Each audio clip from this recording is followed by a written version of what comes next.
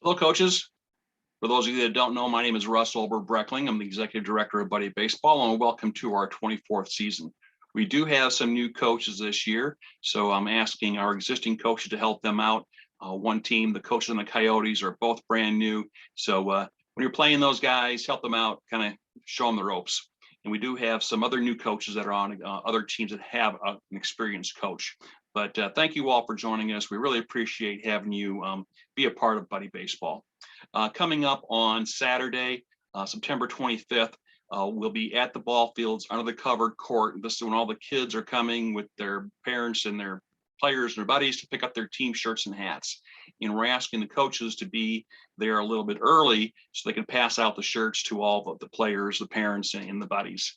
Get there a little bit early to kind of get your shirts out of the boxes.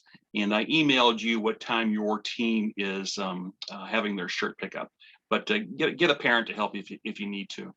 If there's any shirts left over at the end of the day, bring them home with you. You can give them to your teammates on next Saturday, October 2nd, for our first game. By each table with all your shirts, there is going to be an equipment bag. Take that home with you. That was the equipment bag from this past spring. Clean it up, get some soap and water on these helmets, get their dirt out of there and spray them with Lysol, and then bring them back so they're somewhat fresh for the new season. So since we're talking about equipment bags, after the game, don't take the equipment bags home. You can leave them at the ball field, but leave them at the equipment shed or our little concession stand storage unit.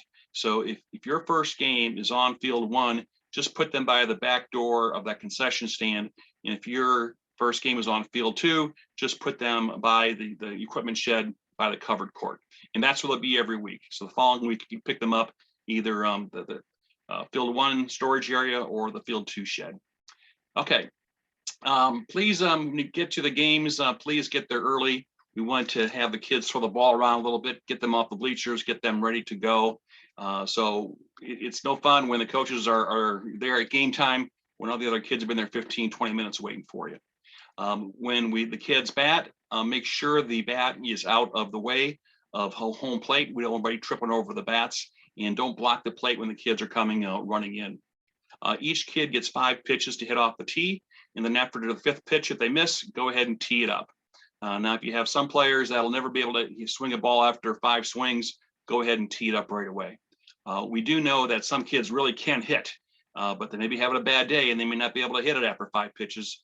Just tell them before the game to every kid, like, we're getting 5 pitches. If you miss, we'll go to a tee. That way they know what to expect. You can just tell them the next time you're up, we'll pitch to you again. If the ball makes it out to the grass area, it's a home run.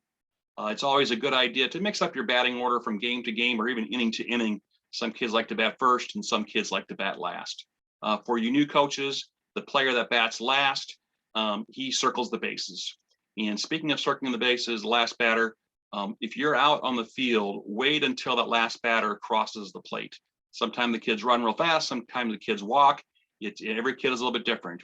But if you have a slow runner or a walker for that last batter, out of respect for him, just wait until he finishes crossing the plate. In the meantime, you can kind of throw the ball around the infield, everybody get a chance to catch the ball. Speaking of batting order, you can also mix up the positions on the players. Pitcher's mound seems to get a lot of action, so have different kids there from time to time and put them in different positions. We'll have a whiteboard in the dugout for the lineup. There's also going to be hand sanitizers in the lineup also. After the game, instead of going through the line giving high fives and handshakes, we'll still be doing that, but instead of high fives, we'll just do a clapping line. So no high fives, just walk on past like you always do for the handshakes, but we'll be clapping instead. We have 2 game balls for each game. After the game, 1 goes to each coach, and the coach will give that game ball to one of the players. Now, every kid will have a game ball by the time the season is over, but let's give the kids that are first-time players the game ball in the first few weeks. And then the players that have been there a long time, we can wait until the end of the season. So it's always good to have those kids excited about it. So make a big deal out of when you give out the game ball. And after the game, if you're the last game of the day, we need help kind of cleaning up the fields. Take down the whiteboard, take down the helmet container, pick up any trashes in there, bring in the bats and the tee that are out there on the field, and just kind of help us clean up. That'd be great.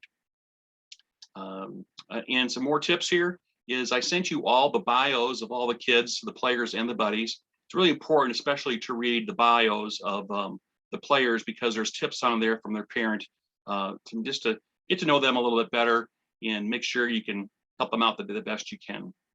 At the meet and greet and the shirt pickup, introduce yourself to the parents, and same thing throughout the season.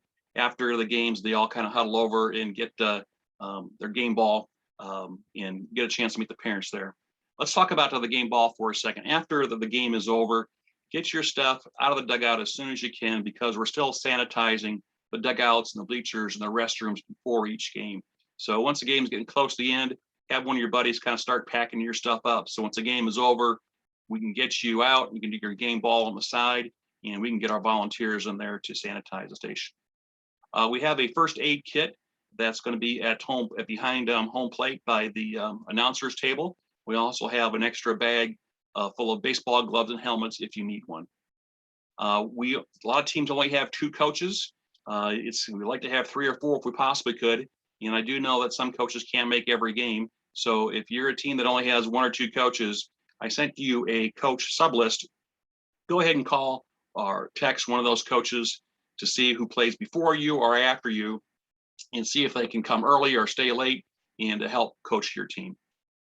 The buddies do get community service hours. If you want to sign off on their sheets, they ask you to sign off on it, I'm fine with that. But each game is an hour and a half. Don't have them put down 3 or 4 hours for one game. Each game is an hour and a half. You guys have any questions? You can text me, email, give me a call. I'm at the games every Saturday. Just track me down. I'm looking forward to this season. Hope everybody has a great time, and let's play ball.